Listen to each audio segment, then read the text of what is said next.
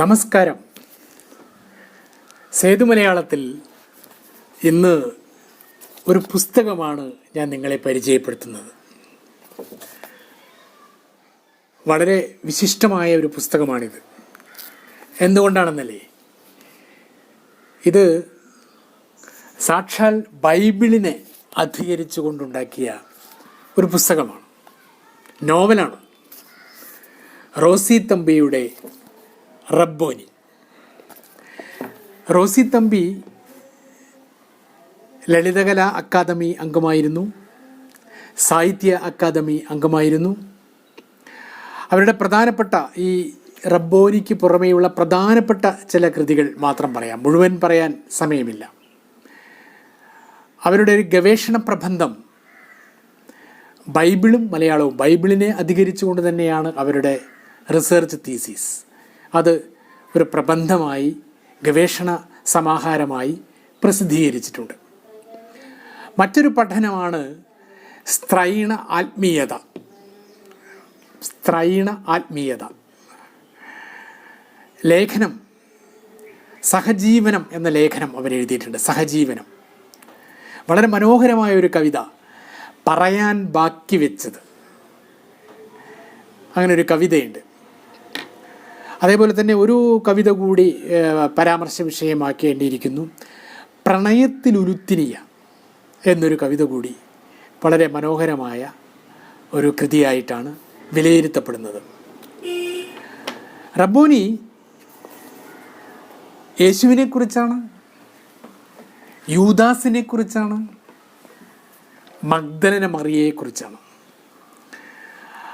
സാധാരണ നാം ആത്മീയ തലത്തിൽ അറിയപ്പെടുന്ന ഈ മൂന്ന് മഹാവ്യക്തിത്വങ്ങൾ, അപ്പോൾ യൂദാസിനെ കുറിച്ച് മഹാവ്യക്തിത്വം എന്ന് പറയാൻ കഴിയുമോ എന്ന് ചോദിക്കും. അത് വഴിയെ ഞാൻ പറയാം. അതുപോലെ തന്നെ മഗ്ദലനയെക്കുറിച്ച് ഈ പുസ്തകത്തിൽ സാധാരണ ജനം എങ്ങനെയാണ് വിവക്ഷിക്കുന്നത് എന്നുള്ളത് ഈ രണ്ട് പേരെ സംബന്ധിച്ചും ഇതിൽ പറയുന്നുണ്ട്. ഞാൻ വായിക്കാം. അപ്പോൾ ഈ കാലഘട്ടത്തിൽ തന്നെ, വർത്തമാന കാലഘട്ടത്തിൽ തന്നെ നമുക്ക് നമ്മുടെ കൂട്ടത്തിൽ നിന്ന് ഒരാളെ ഒഴിവാക്കാൻ തീരുമാനിച്ചാൽ അയാൾക്ക് ചാർത്തിക്കൊടുക്കാവുന്ന മരണമാല്യമാണ് യൂദാസ്, അല്ലേ? നമ്മൾ ഒഴിവാക്കാൻ വേണ്ടി തീരുമാനിച്ചാൽ അയാൾക്ക് ചാർത്തി കൊടുക്കാവുന്ന പേരാണ് യൂദാസ്. അവനൊരു യൂദാസ് ആണ് എന്ന് പറഞ്ഞാൽ ജീവിതത്തിൽ നിന്ന് ഭ്രഷ്ട് കൽപ്പിച്ചവനാണ് എന്നാണ് അർത്ഥം. തിരുത്താനാകാത്ത ഒരലങ്കാരമാണത്, ആണല്ലോ. ഇനി അതൊരു പെണ്ണാണെങ്കിലോ, അവൾ ശരിയല്ല എന്ന 2 വാക്ക് മതി. പിന്നെ അവളെപ്പറ്റി ഒരു വിശദീകരണവും ആവശ്യമില്ല, അവൾ ശരിയല്ല എന്ന് മാത്രം പറഞ്ഞാൽ മതി. ഇങ്ങനെയുള്ള 2 പേരാണ് യൂദായും മറിയം മഗ്ദലനയും. റബ്ബോനി, ഈ നോവലിൻ്റെ പേര് റബ്ബോനി എന്നാണ്. അതിന് മലയാളത്തിലെ തർജ്ജമ എന്ന് പറയുന്നത് ആത്മീയ ഗുരു എന്ന് വേണമെങ്കിൽ പറയാം. കൃത്യമായിട്ടുള്ള ഒരു പരിഭാഷ ഹീബ്രു ഭാഷയിൽ മാത്രമാണ് ഉള്ളത്. അപ്പോൾ റബ്ബോനി എന്ന് പറഞ്ഞാൽ ആത്മീയ ഗുരു. ഈ ആത്മീയ ഗുരു എന്ന് പറയുമ്പോൾ അത് വെളിച്ചത്തിൻ്റെ ആത്മീയ ജ്ഞാനമാണ്. ഹീബ്രു ഭാഷയിൽ മാത്രമേ ഇതിനങ്ങനെയൊരു പരിഭാഷ കാണുന്നുള്ളൂ എന്ന് ഞാൻ പറഞ്ഞു. വേദപുസ്തകത്തിലെ അങ്ങേയറ്റം ഭാവതീവ്രമായ സന്ദർഭത്തിൽ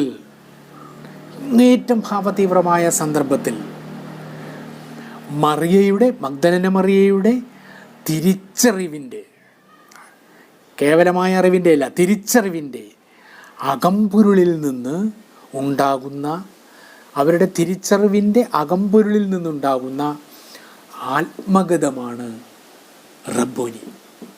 അതാണ് റബ്ബോനി എന്ന് പറയുന്നത്. മലിനയാണ്, ജീവിതത്തിൽ മലിനയാണ്, സോക്കാൾഡ്. ആ മലിനയാണ് എന്ന് വിശേഷിക്കപ്പെട്ട മറിയയ്ക്ക് നിർഭാഗ്യവശാൽ സ്വയം അവളുടെ വിശുദ്ധി തെളിയിക്കാനായില്ല, അല്ലെങ്കിൽ തെളിയിക്കേണ്ടതില്ല എന്ന സ്വയം അവബോധം അവർക്കുണ്ടായി എന്നുള്ളതാണ്. ആളുകൾ പറയട്ടെ, അത് തെളിയിക്കേണ്ട ആവശ്യമില്ല. മറിയം മറിയമായി തുടരുന്നു ഈ നോവലിൽ. അവളായി തുടരുന്നു. അതുകൊണ്ട് തന്നെ റബ്ബോനി ആത്മജ്ഞാനത്തിൻ്റെ ഒരു സ്വയംബോധം ആണ് എന്ന് വേണമെങ്കിൽ പറയാം. റബ്ബോനി എന്ന വാക്കിൽ മറിയയുടെ ജീവിതത്തിൽ നിന്ന് റബ്ബോനി കിഴിച്ചെടുത്താൽ, മറിയയുടെ ജീവിതത്തിൽ നിന്ന് റബ്ബോനി കിഴിച്ചെടുത്താൽ പിന്നെ മറിയമില്ല, അവളില്ല എന്നുള്ളതാണ്.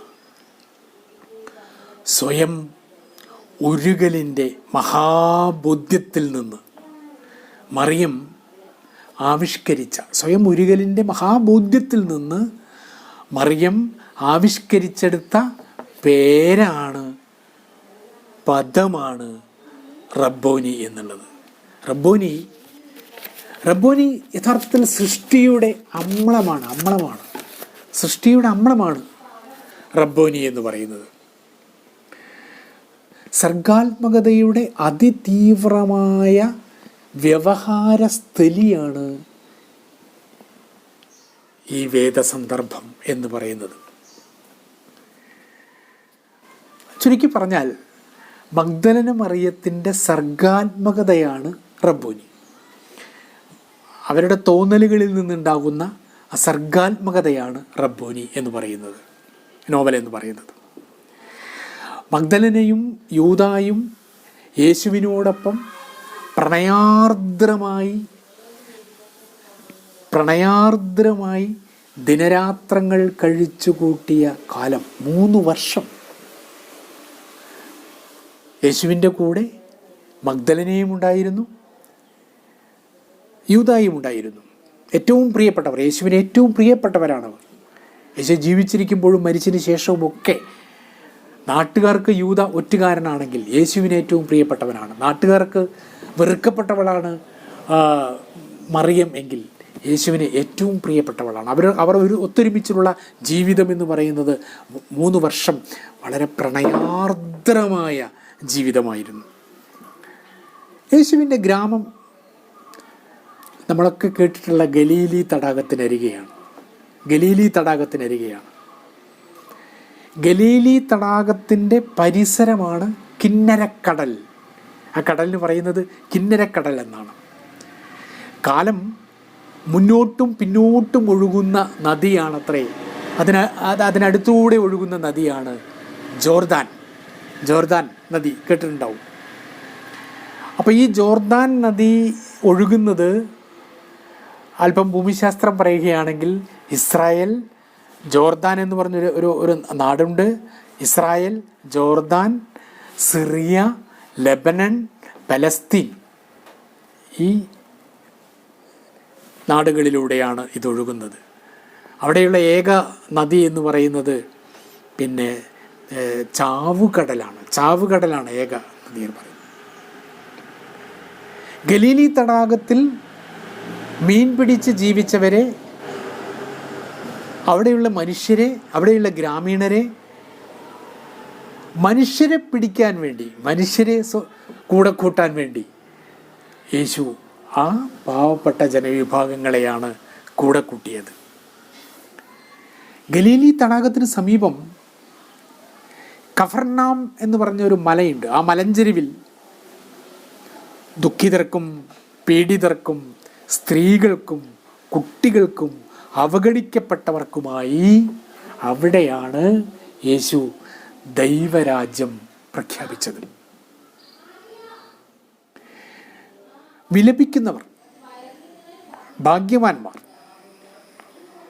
വിലപിക്കുന്നവർ വളരെ സങ്കടകരമായ അവസ്ഥയിലാണെന്നല്ലേ പറയുന്നത്. പക്ഷേ യേശു പറയുന്നത് വിലപിക്കുന്നവർ ഭാഗ്യവാന്മാർ എന്നാണ്. അവർ ദൈവപുത്രർ ആണ് എന്നാണ്. അത് യേശുവിൻ്റെ വാക്കുകളാണ്. വിലപിക്കുന്നവർ ഭാഗ്യവാന്മാർ, അവർ ദൈവപുത്രന്മാരാകുന്നു എന്നുള്ളത് യേശുവിൻ്റെ വാക്കുകൾ ഇരുതല വാൾ മൂർച്ചയുള്ളതാണ്. ആ വാക്കുകൾ യഥാർത്ഥത്തിൽ മിന്നൽ പിണർ പോലെ പ്രകാശിക്കുന്നതാണ്. തുടക്കം മുതൽ ഒടുക്കം വരെ ഒഴുകി മനസ്സിലേക്ക് ഒഴുകി പോകുന്ന ആത്മഗതങ്ങളാണ്. മറിയത്തിൻ്റെയും യൂദായുടെയും ആത്മഗതങ്ങളാണ് റബ്ബോനി എന്ന നോവലിൽ റോസി തമ്പി അതിമനോഹരമായി ആവിഷ്കരിച്ചിരിക്കുന്നത്.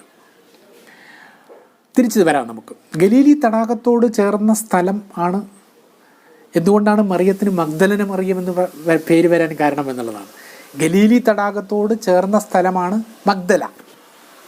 അപ്പം മഗ്ദലക്കാരി ആയതുകൊണ്ടാണ് മഗ്ദലന മറിയം എന്ന് പറയുന്നത്.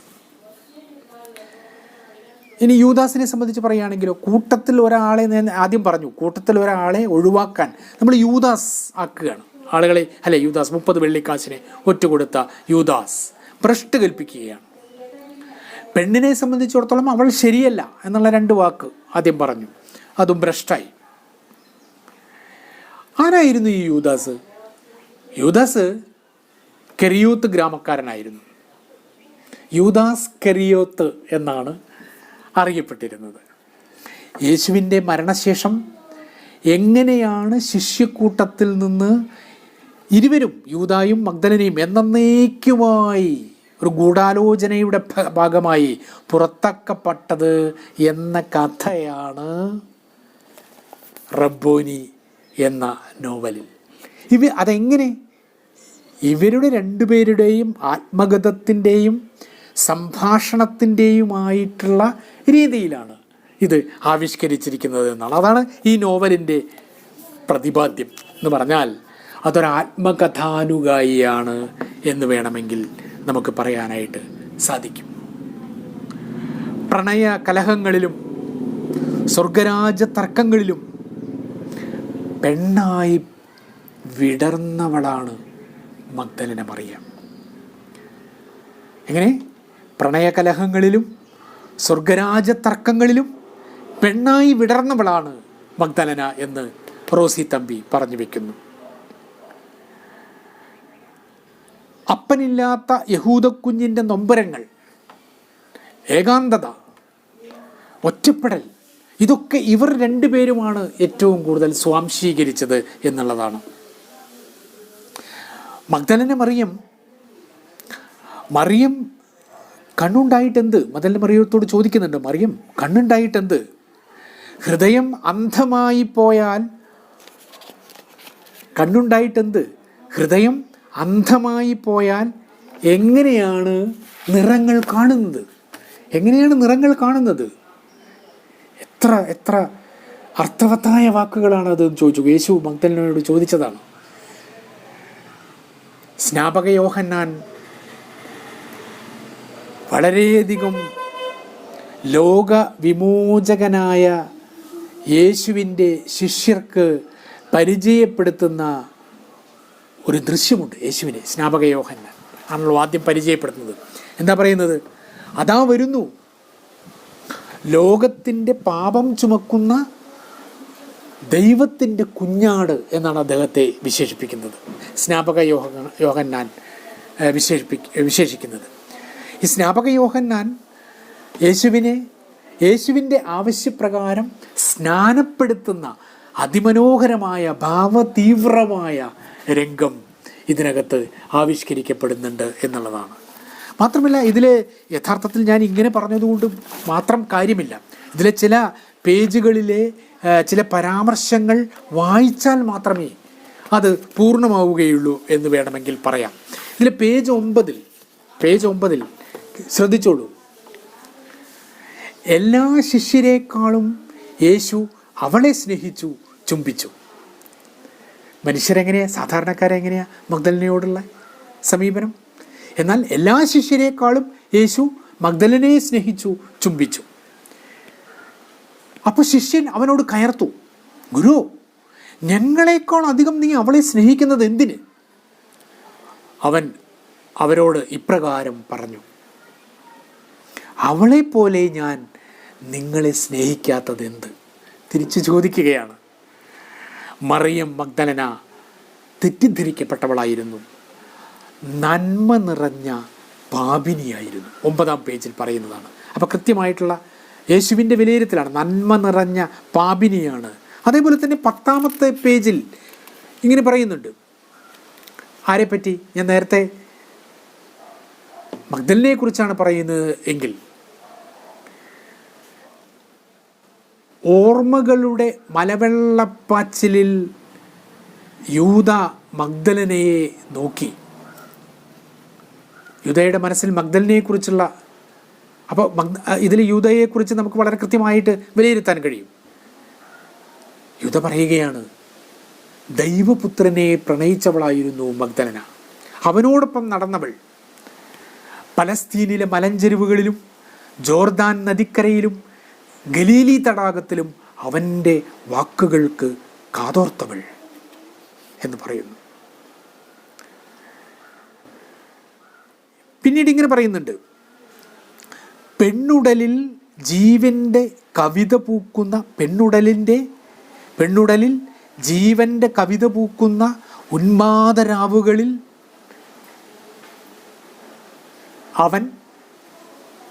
അവൾക്ക് സാന്ത്വനമായി. അപ്പോൾ യേശു ഏറ്റവും കൂടുതൽ പ്രണയിച്ചിരുന്നത് ആരെയാണ് എന്നുള്ളത് ഇതിൽ നിന്ന് നമുക്ക് മനസ്സിലാക്കാൻ കഴിയും. അവൻ അരുളി ചെയ്തു. എന്താ പറഞ്ഞത്? നീ ആകുലപ്പെടുന്നത് എന്തിന് മറിയം? നീ പൂർണ്ണതയാണ്. നിന്നിൽ പിടയ്ക്കുന്ന പ്രാണന്റെ സൗന്ദര്യമാണ് സത്യം. വിലയിരുത്തലൊന്ന് ആലോചിച്ച് നോക്കൂ. നീ ഹൃദയം കൊണ്ട് മിണ്ടുന്നവളാണ്. ഹൃദയം കൊണ്ട് വാചാലമായി സംസാരിക്കുന്നവളല്ല. അങ്ങനെയാണ് മഗ്ദലനയെ യേശു ഉണർത്തിയത് എന്ന് പറയുന്നുണ്ട്. അതേപോലെ തന്നെ ഒരു പരാമർശം ശ്രദ്ധിച്ചോളൂ. അടുപ്പിന് മുകളിൽ തിളയ്ക്കുന്ന അരിക്കലം പോലെ. എന്തൊരു മനോഹരമായ ഉപമയാണത്. അടുപ്പിന് മുകളിൽ തിളയ്ക്കുന്ന അരിക്കലം പോലെ മഗ്ദലന തോണിക്കൊമ്പിലിരുന്നു. മറിയം മഗ്ദലന അവന് പ്രിയപ്പെട്ടവളാകയാൽ അവൾ തിരഞ്ഞെടുക്കപ്പെട്ടവളാകയാൽ അവൾ പ്രിയപ്പെട്ടവളായി. ഇങ്ങനെ അതിമനോഹരമായിട്ടുള്ള ഒട്ടേറെ പരാമർശങ്ങൾ ഇതിനകത്ത് വരുന്നുണ്ട് എന്നുള്ളതാണ് ഏറ്റവും. അപ്പം ഞാനിതിങ്ങനെ ഈ രീതിയിൽ പറഞ്ഞതുകൊണ്ട് മാത്രം കാര്യമില്ല. സ്നാപകനും സ്നാപക യോഹന്നാനും യേശുവും തമ്മിലുള്ളൊരു സംഭാഷണത്തിൻ്റെ ഭാഗമായിട്ട് പറയുന്നൊരു ഇതുണ്ട്. ഞാൻ ക്രിസ്തുവല്ല, പിന്നെ നീ ആരാണ്? എന്ത് അധികാരത്തിലാണ് നീ ജനങ്ങൾക്ക് സ്നാനം നൽകുന്നത്? അപ്പോൾ സ്നാപകൻ പറഞ്ഞു, നിങ്ങൾ അറിയാത്ത ഒരുവൻ നിങ്ങളുടെ ഇടയിലുണ്ട്. യേശുവിനെ ഉദ്ദേശിച്ചാണ് പറയുന്നത് ശിഷ്യരോട്. എൻ്റെ പിന്നാലെ വരുന്നവൻ തന്നെയാണ് അവൻ്റെ കാൽച്ചട്ടയുടെ വാറഴിക്കാൻ പോലും ഞാൻ യോഗ്യനല്ല. പിന്നീട് ഗുരു യേശുവിനെ കണ്ടപ്പോൾ യേശുവിനോട് പറഞ്ഞു, നിന്നിൽ നിന്ന് ഞാനാണ് സ്നാനം സ്വീകരിക്കേണ്ടത്. പക്ഷേ യേശു പറഞ്ഞു, ഇപ്പോൾ ഇത് ചെയ്യുക. അങ്ങനെ സ്നാപക യോഹന്നാനാൽ സ്നാനം സ്വീകരിക്കപ്പെടുകയാണ് അദ്ദേഹം ചെയ്യുന്നത്. യൂദയോട് പറയുന്നു, നോക്കൂ യൂദ, നീ വിളമ്പിയ തേൻ മധുരമാണ്, എന്നാൽ നിന്റെ വാക്കുകൾ അതിലും മധുരിതം. യൂദായുടെ വാക്കുകൾ അതിലും മധുരിതം. അപ്പോൾ ഈ വാക്കുകളിൽ നിന്ന് നാം മനസ്സിലാക്കേണ്ടത് എന്താണ്?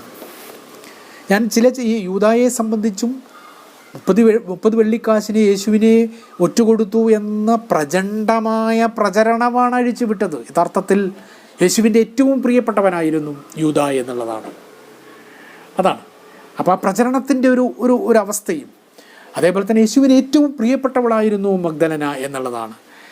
എന്നാൽ പിന്നീട് അദ്ദേഹത്തിൻ്റെ തന്നെ ശിഷ്യർ ഇവരെ രണ്ടുപേരെയും ഭ്രഷ്ട് കൽപ്പിച്ചുകൊണ്ട് ഏതു തരത്തിലാണ് നമ്മുടെ ഈ പ്രസൻറ്റ് സാമൂഹ്യ കാലാവസ്ഥയിലും നാം കൊണ്ടാടപ്പെടുന്നത് എന്നുള്ളത് വളരെ കൃത്യമായി ഈ പുസ്തകത്തിൽ പ്രതിപാദിക്കുന്നുണ്ട്.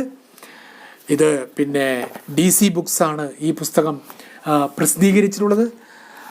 വളരെ മനോഹരമായ ഒരു പുസ്തകമായതുകൊണ്ട് തന്നെ ഈ പുസ്തകം DC ബുക്സിൽ നിന്ന് എല്ലാവരും വായിക്കണം എന്നുള്ളതാണ് പറയാനുള്ളത്.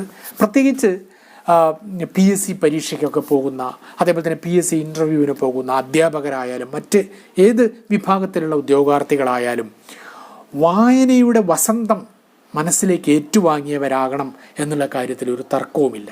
അതിന് ഏറ്റവും പറ്റിയ ഏറ്റവും മനോഹരമായ ഒരു പുസ്തകം തന്നെയാണ് റോസി തമ്പിയുടെ റബ്ബോനി എന്ന പുസ്തകം. റോസി തമ്പിയുടെ ഈ പുസ്തകം സർഗാത്മകതയുടെ അതിതീവ്രമായ വ്യവഹാരസ്ഥലിയിൽ വേദസന്ദർഭം അനുവാചകരിലേക്ക് പകർത്തിത്തന്ന ഈ പുസ്തകം മഗ്ദലനയുടെ സർഗാത്മകതയായ റബ്ബോനി എന്ന പുസ്തകം ഇവിടെ ഈ രീതിയിൽ ഞാൻ നിങ്ങളെ പരിചയപ്പെടുത്തുകയാണ്. ഈ പുസ്തകം എല്ലാവരും വായിക്കണം എന്ന് അഭ്യർത്ഥിക്കുകയാണ്. കൂടുതൽ ഇതിലെ ഉള്ളറകളിലേക്ക് ഞാൻ കടന്നു ചെന്നാൽ പിന്നെ ഈ പുസ്തകത്തിൻ്റെ ഒരു പരിണാമഗുപ്തിയുണ്ടല്ലോ, ഈ പുസ്തകത്തിൻ്റെ ഒരു മനോഹാരിതയുണ്ടല്ലോ, അത് സ്വയം ആസ്വദിക്കുക എന്നുള്ളതാണ് ഏറ്റവും ഉൾക്കൊള്ളാൻ കഴിയുന്നതും ഏറ്റവും മനോഹരവും എന്ന് എനിക്ക് തോന്നുന്നു. സേതു മലയാളത്തിൽ ഈ പുസ്തകം റബ്ബോനി എന്ന റോസി തമ്പിയുടെ ഈ പുസ്തകം നിങ്ങളുടെ മുമ്പിൽ സമർപ്പിച്ചുകൊണ്ട് എൻ്റെ വാക്കുകൾ ഇവിടെ അവസാനിപ്പിക്കട്ടെ. സേതു മലയാളത്തിൻ്റെ ആശംസകൾ. നന്ദി, നമസ്കാരം.